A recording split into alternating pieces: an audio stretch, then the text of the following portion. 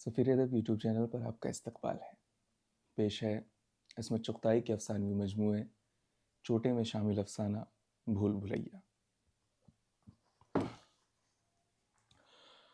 Left right quick मार्च, अड़ा अड़ा धम, फ़ौज की फ़ौज कुर्सियों और मेज़ों की खंदक और खाइयों में दब गई और गुल पड़ा। क्या अंधेर है, सारी कुर्सियों का चूरा किए देते हैं। बेटी रफ़िया ज़रा मारियो तो इन मारे पीटों को। चची नन्ही को दूध पिला रही थी। मेरा हंसी के मारे बुरा हाल हो गया। बमुश्किल मजरूहीन को खींच खांच कर निकाला।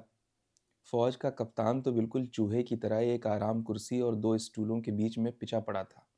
हाँ, सल्लू भैया ने कहा था फौज फौज खेलो।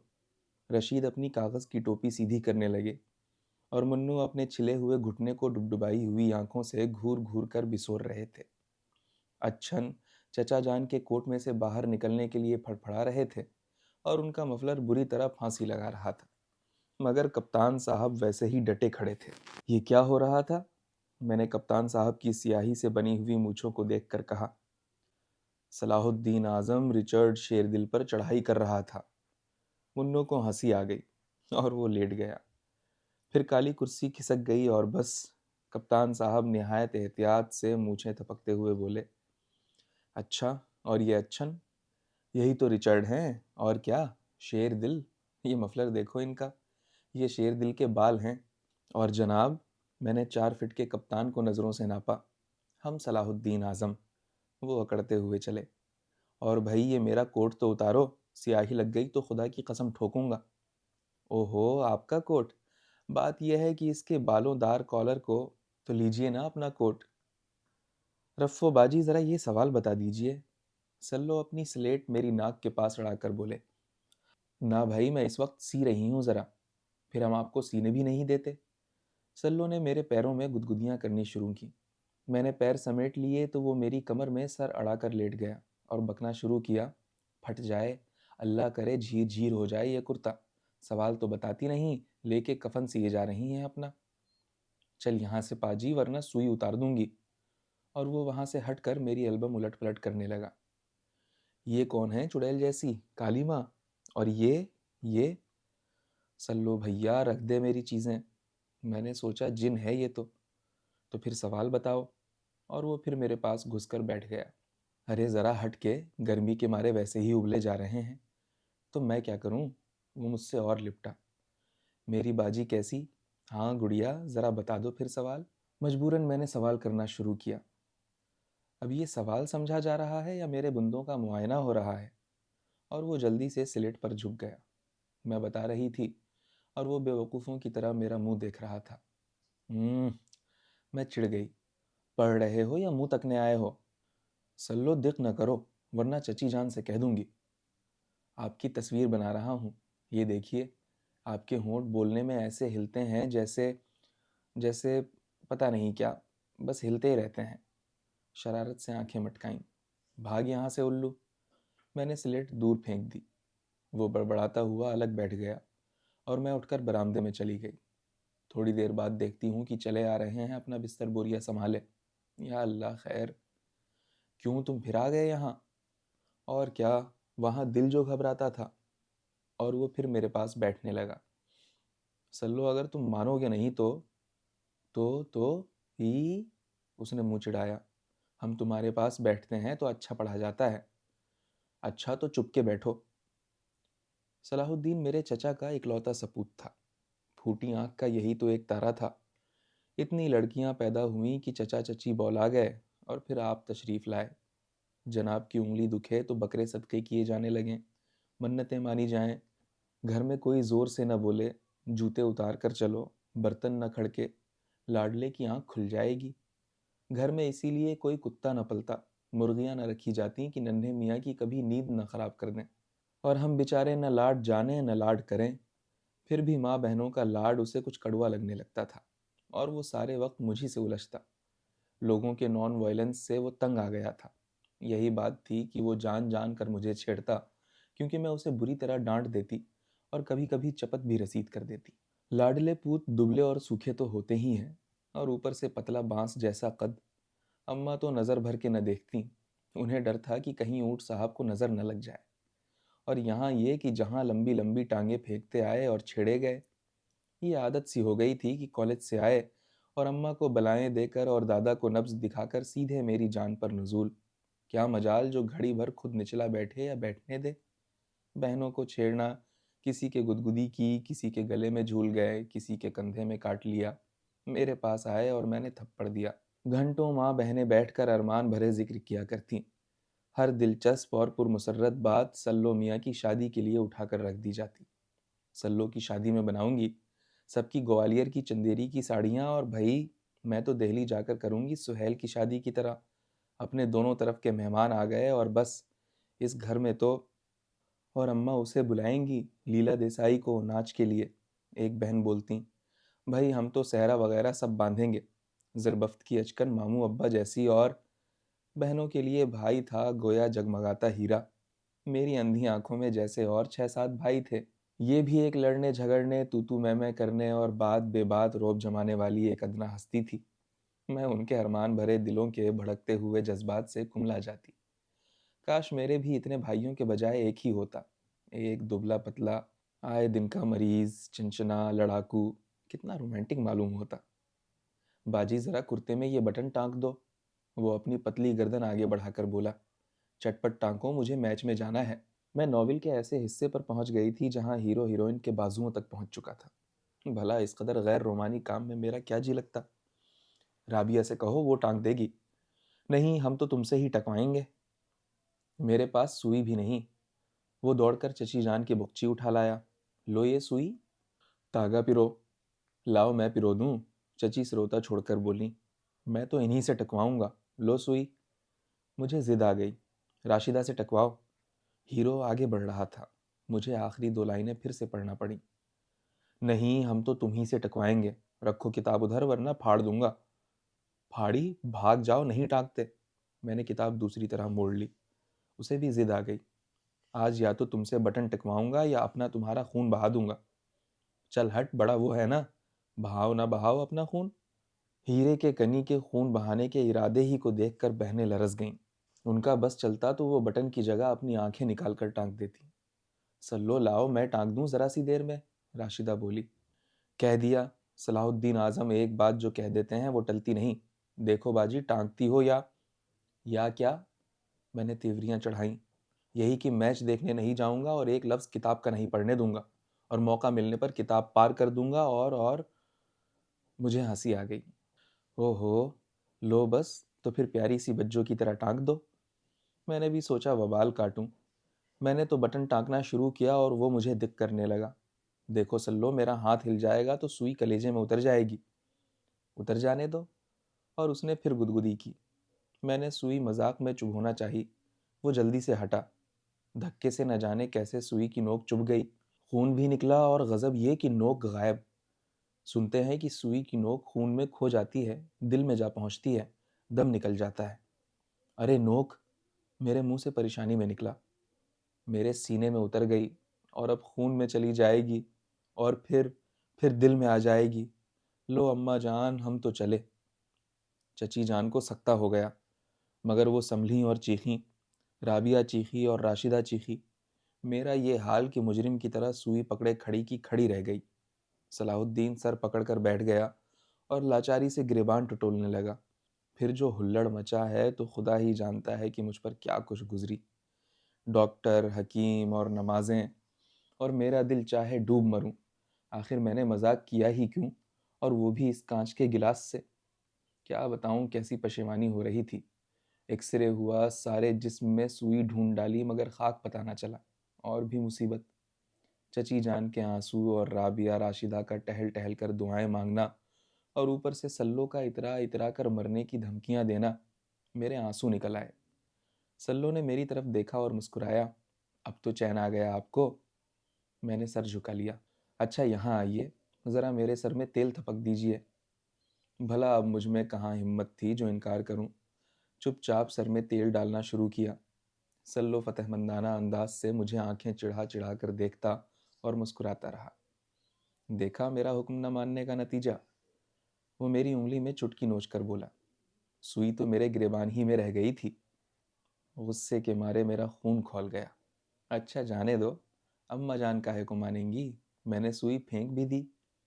میرے ہاتھ پھر ڈھیلے پڑ گئے اور وہ اور ہنسا۔ اچھا پاجی تجھے بھی اس کی سزا نہ ملی تو خیر۔ میرا جی چاہا اس کے بال نوچ کر دور ڈھکیل دوں، خدا سمجھے۔ مجھے تم سے کام کروانے میں مزہ آتا ہے، جب میں نوکر ہو جاؤں گا تو تمہیں اپنے پاس رکھوں گا، ہوش میں میری جوتی رہتی ہے تیرے پاس، دیکھ لینا میں تمہیں لے لوں گا، گود لے لوں گا، ہنستی کیوں ہو؟ مجھے ہنسی آ گئی۔ اور پھر تمہیں ہوائی جہاز میں بٹھاؤں گا، ہاں، وہ آنکھیں گھما کر بولا۔ میرے امتحان کے دن آ گئے تھے اور میں کمرہ بند کر کے پڑھا کرتی، مگر سلو کہیں مانتا تھا، جہاں میں پڑھنے چلی اور وہ بھی موجود۔ میں نے سنجیدگی سے منع کر دیا کہ اگر تم نے دق کیا تو میں بورڈنگ چلی جاؤں گی۔ پڑھنے کے خیال سے چچا میاں کے گھر رہنا پڑا تھا۔ وہ خاموش پڑھا کرتا، مگر گھنٹہ آدھ گھنٹے بعد بے چینی ہونے لگتی۔ اب بھائی انٹرول ہوگا۔ وہ کتاب بند کر کے میرے پاس آن گھستا اور 10 منٹ تک وہ ادھم مچتا کہ خدا کی پناہ۔ شرارت میں اسے کاٹنے کا مرض ہو گیا تھا۔ بات یہ ہے کہ جی چاہتا ہے کہ تمہیں کھا جاؤں، وہ ہنس کر دانت پیستا۔ خود اپنی بوٹیاں چبا ڈالو، مگر وہ بری طرح لپٹ جاتا اور باوجود ڈھکیلنے کے تنگ کیے جاتا۔ کبھی مجھے غصہ آ جاتا، لیکن عموماً اگر وہ کمرے میں نہ ہوتا تو کسی چیز کی کمی سی محسوس ہوتی۔ گھر کی ساری چہل پہل اسی ایک انسان کے دم سے تھی۔ بچوں کو چھیڑنا، بہنوں کو رلانا، کبھی پھر فوراً لپٹ کر پیار کرنا اور منا لینا۔ امتحان ختم ہو گئے اور گھر جانے کے خیال سے خوشی کے ساتھ ساتھ دکھ بھی ہو رہا تھا۔ کیوں جا رہی ہو چھٹیوں میں؟ وہ ایک دن بولا۔ واہ، میری اماں بیچاری اکیلی ہیں۔ اکیلی؟ جیسے انہیں بڑی تمہاری پرواہ ہے۔ اور نہیں تو تمہیں پرواہ ہوگی۔ وہ میرے پاس بیٹھ گیا۔ سچ کہتا ہوں بجو، سچ کہتا ہوں، تم نہ جاؤ۔ اس نے پیار سے میرے کندھے پر سر رکھ دیا اور اپنی سوکھی باہیں میرے گلے میں حمائل کر دیں۔ ہٹو تو، خیر ہوگی تمہیں میری پرواہ، مگر اب تو جاؤں گی۔ مگر میں کہتا ہوں کہ مت جاؤ، وہ ذرا ہٹ کر بولا۔ بکواس مت کرو، جاؤ ذرا کسی کو بھیجو میرا سامان باندھ دے۔ اور میں کہتا ہوں تم نہیں جا سکتی۔ بڑے لاٹ صاحب ہونا جو روک لوگے۔ یاد ہے وہ سوئی؟ وہ شرارت سے مسکرایا۔ مکار ہو تم کہیں کے۔ دوسرے دن سلو کو بخار چڑھا۔ سارے گھر پر جیسے آفت ٹوٹ پڑی۔ ذرا سا ملیریا اور یہ ادھم، مگر دم مارنے کی اجازت نہ تھی۔ اماں جان بجو کو روک لیجئے، آپ سے اکیلے تیمارداری نہ ہو سکے گی۔ جیسے سور کو بڑی تیمارداری کی ضرورت تھی۔ اے میاں بھلا وہ کیوں رکیں گی؟ چچی اماں تان سے بولی۔ میں حمیدہ کو تار دے کر بلا لوں گی۔ نہیں اماں، وہ اپنے بچے لے کر آن دھمکیں گی تو اور غل مچے گا۔ بجو تو خود رک رہی تھیں، اسکول میں پارٹی ہے، دوسرے جب ہم اچھے ہو جائیں گے تو سنیما دیکھنے چلیں گے۔ رک جاؤ نا، کیا حرج ہے؟ رابعہ نے رائے دی۔ اس چڑیل کو کیا پتا کہ یہ مکاری کر رہا ہے۔ بخار تو اتفاق سے آ گیا، ورنہ وہ کچھ اور فیل مچاتا۔ رکنا ہی پڑا۔ صلاح الدین اعظم کا حکم۔ وہ شرارت سے مسکرایا۔ میرے مونچھیں نکل آئیں تب تمہارے اوپر اصلی روب پڑا کرے گا۔ لو اسی بات پر ذرا سی برف کچل کر تو کھلا دو۔ چچی جان نے اس قدر ڈری ہوئی نظروں سے میری طرف دیکھا کہ میں جلدی سے تولیے میں برف توڑنے لگی۔ کسی کا لاڈلا ہو تو ہو، ہم کیوں بھگتے؟ مگر وہ تو بھگتنا پڑا۔ بجو بجو، کسی نے آہستہ سے مجھے پکارا۔ کیا ہے؟ میں ڈر گئی۔ ذرا سا پانی، سلو نے اپنے پلنگ سے ہاتھ ہلا کر کہا۔ میں جلدی سے اٹھی، اندھیرے میں تھرموس ٹٹول کر پانی نکالا۔ اماں تھکی ہوئی ہیں، بیٹھ جاؤ۔ اس نے سرہانے مجھے بیٹھا لیا اور آہستہ آہستہ گلاس میں برف ہلانے لگا۔ اسے میری طرح پسینہ آ رہا تھا اور ہاتھ پیر کانپ رہے تھے۔ پانی پی کر وہ میری گود میں سر رکھ کر لیٹ گیا۔ بجو، کیا ہے؟ میرا دل گھبرا رہا ہے۔ چچی جان کو جگاؤں؟ میں نے چاہا آرام سے اس کا سر تکیے پر رکھ دوں۔ نہیں، ہلو مت۔ اس نے اپنے پتلے پتلے ہاتھ میری کمر میں ڈال دیے۔ دل گھبرا رہا ہے بجو۔ وہ تیزی سے گہری گہری سانسیں لے رہا تھا۔ میں نے اپنے کو چھڑانے کی کوشش نہ کی اور اس کی پیشانی پوچھنے لگی۔ وہ اور بھی پریشان ہو گیا۔ اس نے جلدی جلدی میرا نام لے کر بڑبڑانا شروع کیا۔ سبکیاں، وہ سبکیاں بھرنے لگا۔ عجیب سوکھی سوکھی اکھڑی ہوئی سانسیں۔ میں سمجھی نہ جانے کمبخت کو سرسام ہو گیا یا کیا، اور اسے لٹانے کی کوشش کرنے لگی۔ بجو جاؤ مت، میں مر جاؤں گا۔ اور بری طرح بچوں کی طرح مجھ سے لپٹ گیا، اور اس کی آنکھیں، اوہ جیسے نہ جانے آج مجھے ان آنکھوں میں کیا نظر آ رہا تھا۔ میرا دل بری طرح دھڑکنے لگا۔ وہ شوخی سے تھرکنے کے بجائے چڑھی ہوئی اور گہری تھیں، کچھ پاگل سی، کچھ عجیب۔ مجھے تھوڑی دیر کے لیے یہ معلوم ہوا گویا اندھیرے پیچدار راستوں میں پریشان چکر لگا رہی ہوں اور کوئی دروازہ نہیں۔ کوئی قریب کے پلنگ پر کلبلایا اور وہ جلدی سے چونک پڑا۔ جاؤ، رابعہ جاگ گئی۔ اس نے خوفزدہ ہو کر مجھے دور دھکیل دیا۔ جاؤ جلدی۔ وہ خود ڈر کر چادر میں چھپ گیا۔ میں پریشان لیٹ گئی۔ یا اللہ، کیا واقعی یہ پاگل ہو رہا ہے؟ رابعہ جاگ گئی تو کیا ہوا؟ مجھے چچی جان پر رحم آنے لگا۔ خدا نخواستہ خیر۔ اور اس کے بعد سے اس میں ایک غیر معمولی انقلاب ہو گیا۔ وہی رات والی پاگل گہری اور چڑھی ہوئی آنکھیں کبھی بغیر بخار اور ہذیان کے بھی کچھ عجیب ہو جاتی۔ وہ مجھے پہلے سے بھی زیادہ چھیڑنے اور چڑھانے لگا۔ مجھ سے ہر وقت الجھتا اور پھر بالکل پاگل ہو جاتا۔ وہ میرے قریب میں رہنے کے بہانے تراشتا۔ ہر جگہ، ہر کمرے، ہر موڑ اور ہر کونے پر وہ میری طاق میں مجھے ڈرانے اور گدگدانے کے لیے چھپا رہتا۔ میں اس کی ضرورت سے زیادہ توجہ سے کبھی بے طرح پریشان ہو جاتی، اور کبھی مجھے وہ سب ایک الہڑ لڑکے کی شرارتیں معلوم ہوتیں، اور یہ شرارتیں کس تیزی سے بڑھ رہی تھیں۔ 2 سال بعد جب میں رابعہ کی شادی پر آئی تو سلو کو صلاح الدین اعظم کہنا پڑا۔ افو، ایک چھوٹا سا لچکتا ہوا کملایا سا پودا نوخیز درخت بن گیا تھا۔ خون کی حدت سے چہرہ سنولا گیا تھا، اور پتلے سوکھے زرد ہاتھ سخت گٹھلیوں دار مضبوط شاخوں کی طرح جھلسے ہوئے بالوں سے ڈھک گئے تھے، اور آنکھیں تو بخدا بالکل ہی پاگل ہو گئی تھیں۔ پتلیاں ناچتی بھی تھیں اور ایک دم سے جم کر گہری ہو جاتی کہ فوراً آنکھ جھپک جائے۔ بجو، کچھ میری مونچھوں کا روپ پڑتا ہے؟ خاک، اس قدر ٹرری شکل ہو گئی ہے۔ تمہاری بڑی بھولی ہے نا؟ اس نے مجھے گدگدانا چاہا۔ میں اس کے بڑے بڑے ہاتھ دیکھ کر ہی لرز گئی۔ ہٹو سلو، خدا کے لیے، تم سے ڈر لگتا ہے، ریچھ ہو گئے ہو بالکل۔ ہاں، اور وہ غرور سے اور پھیل گیا۔ ارے میں مار دوں گی سلو۔ اس نے زبردستی اپنا کھردرا گال میرے ہاتھ پر زور سے رگڑ دیا۔ سارا ہاتھ جھلا اٹھا جیسے لوہے کا برش۔ کبھی تو میں آ کر پچھتاتی تھی، نہ جانے کیوں۔ شادی کا گھر، اور وہ بھی ہندوستانی طور طریق۔ گھر کیا ہوتا ہے؟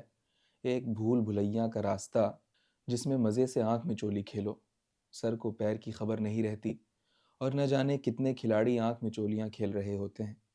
کبھی 2 چوروں کی کسی کونے میں ٹکر ہو جاتی ہے تو پھر جھیپ، مزہ آ جاتا ہے۔ معلوم ہوتا تھا کہ گھر کے ہر کونے، ہر دیوار کی آڑ میں، ہر زینے پر کئی صلاح الدین کھڑے ہیں۔ آپ کدھر بھی نکل جائیے، ناممکن جو صلاح الدین نہ موجود ہو جائے۔ بعض وقت تو یہ معلوم ہوتا گویا آسمان ہی سے ٹپک پڑے۔ میں عاجز آ کر رابعہ کے پاس گھس گئی۔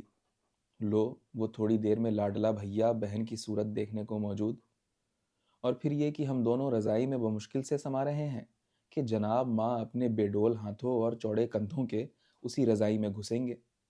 کس سے شکایت کی جائے، کس کے آگے گلا کریں، یعنی ان کے جگر کے ٹکڑے کلیجے کے کور کی کس سے شکایت کی جائے؟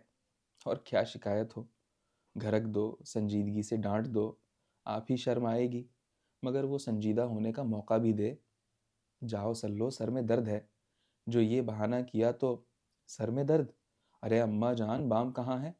ڈرائیور کو بھیجیے، ڈاکٹر سے اسپرو لائے، اور بھائی کوئی شور کرے گا تو مجھ سے برا کوئی نہ ہوگا۔ چلو رشو، حمید، منی، کھسکو یہاں سے، بجو کے سر میں درد ہے۔ دروازہ بند۔ یا اللہ، لیجئے، سر کا درد غائب اور اماں جان سے ضروری کام نکل آیا۔ کیوں بجو جھوٹی؟ کہہ رہی تھی سر میں درد ہے اور یہاں یہ پوریاں تلی جا رہی ہیں۔ لیجئے، باورچی خانے میں بھی موجود۔ اب بھاگیے۔ کبھی آنچ بگاڑ دی، کبھی کچھ اور، پھر وہی شرارتیں۔ باورچی جانتا ہے کہ میاں بے چین بوٹی ہیں۔ بیوی آپ بھی جائیے اور سلو میاں بھی، ورنہ مجھ سے کھانا پک چکا۔ سلو، مجھے تم سے ایک بڑی ضروری بات کہنی ہے۔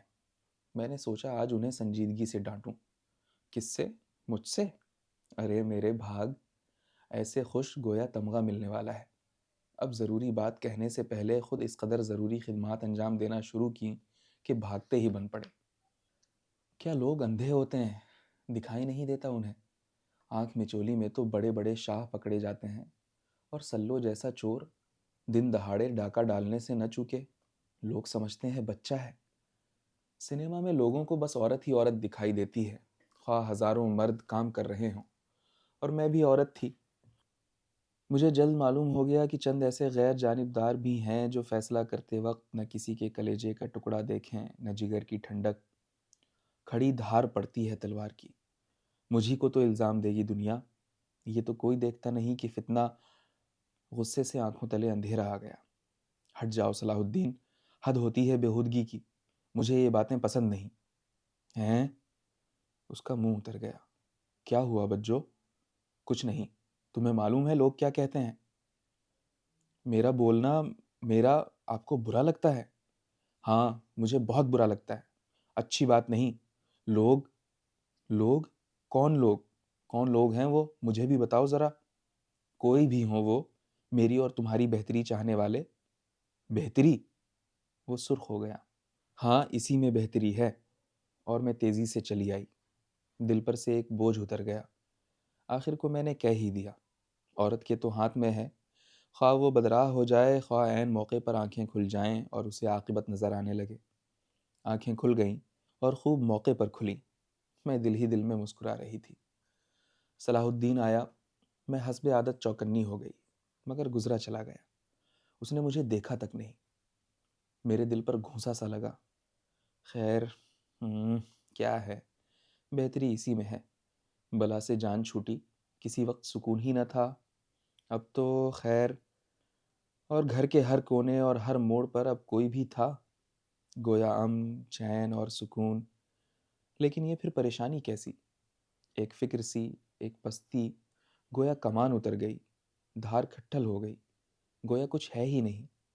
اب کوئی آپ کو دیکھ کر کھنچا نہیں چلا آتا، اب کسی کو شرارتیں نہیں سوچتیں، اب کسی کی عجیب اور پاگل آنکھیں آپ کے پیچھے نہیں دوڑتیں۔ جائیے، شوق سے جائیے، اندھیری کوٹری میں بھی چلے جائیے، کوئی مزاحمت نہیں کرتا۔ چور ملتا بھی ہے تو آپ کو جھک کر آداب عرض کرتا ہے اور سر جھکا کر چل دیتا ہے ایک طرف کو۔ اب کوئی آپ کے پاس گھس کر بیٹھنے کا شوقین نہیں، بلکہ دور وہ سامنے کم سن خوبصورت لڑکیوں کے جھرمٹ میں شرارت بھری آنکھیں نچا کر خراج تحسین وصول کر رہا ہے۔ کبھی بھولے سے بھی اگر آنکھ مل جاتی ہے تو سر جھک جاتا ہے، پہچانتا تک نہیں۔ شادی کے گھر میں معلوم ہوتا ہے موت ہو گئی۔ ایک موت نہیں، سینکڑوں موتیں، ہزاروں خیالات، سینکڑوں جذبات اور انگنت مسکراہٹیں مردہ پڑی ہیں۔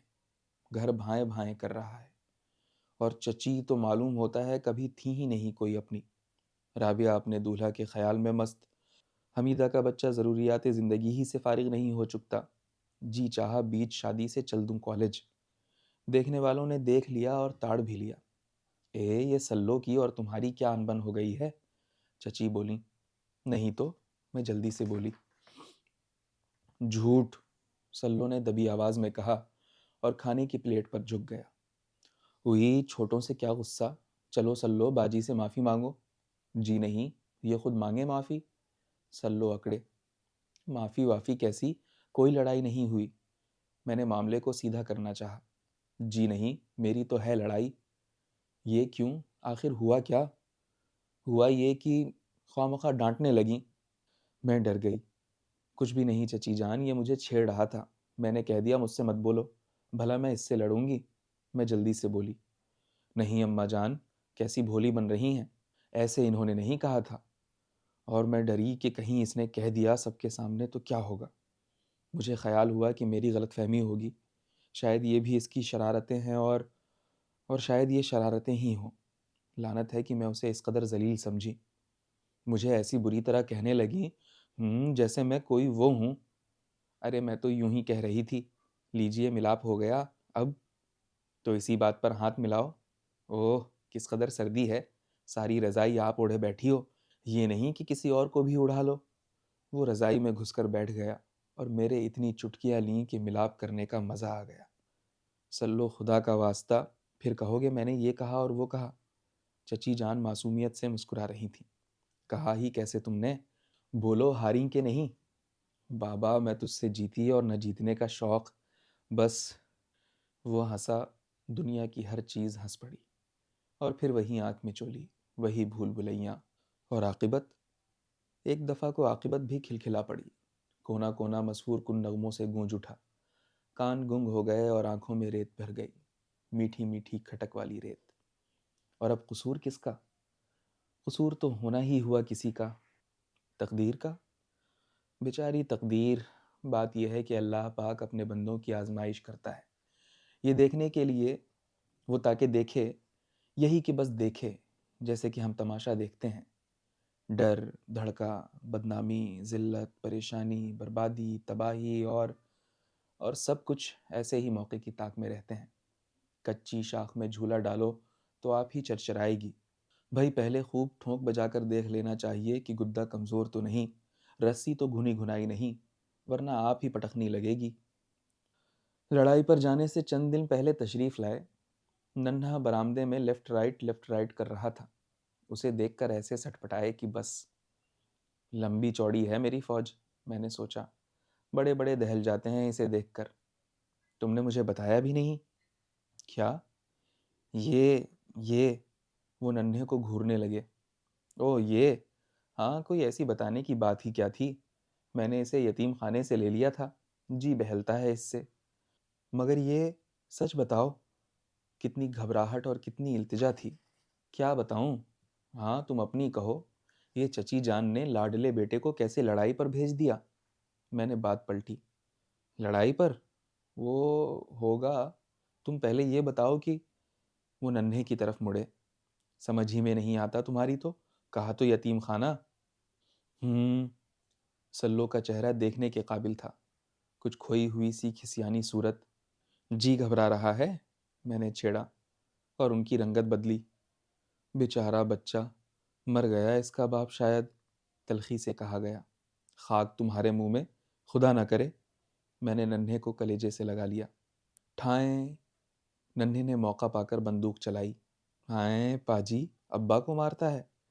میں نے بندوق چھین لی، اور پھر آنکھوں میں وہی شرارت تڑپی، پھر بلا کی گہری ہو گئیں، کچھ پاگل، عجیب سی۔ ٹٹولنے کے باوجود اس بھول بھلیا میں راستہ نہ ملا۔